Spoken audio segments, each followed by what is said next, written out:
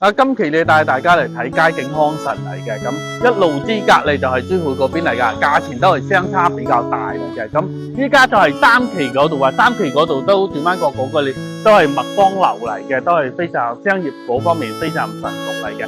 咁轉個鏡頭嗰度咧就係小學嚟啦，小學咁我呢對售就係四期嚟啦，四期嗰邊加推咗8棟嚟嘅，8棟嘅單位咧有89平方嘅3房2廳2衛，而且係南北對流嚟嘅。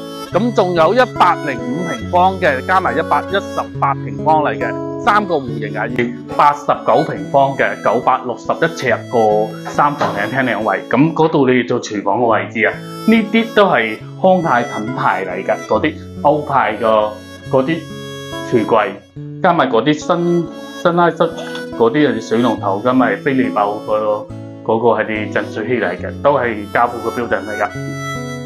咁我呢用個系統你都係非常唔錯嘅，都係華為個系統嚟嘅。咁呢個戶型係89平方3房2廳2衛，南北對流啊，可以睇下佢個空間感係非常充足嘅。其實佢係雙陽台嚟㗎，佢呢度係主陽台，嗰度係其中一個陽台嚟㗎。不如佢打開咗啊，就做成咗一個餐廳嘅位置嚟嘅。咁就嚟我呢睇下。咁呢個位置你就係衛生間嚟啊，公共衛生間嚟嘅。咁家父嘅標準都會好靚嚟嘅，得啊。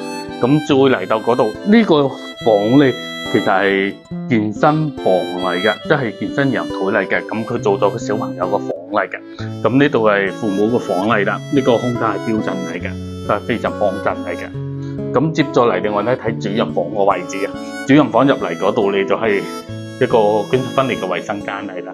咁主人房個空間就好充足嚟嘅，係都係好方正，而且個採光面都好大嚟嘅。咁89平方就睇完咗啦。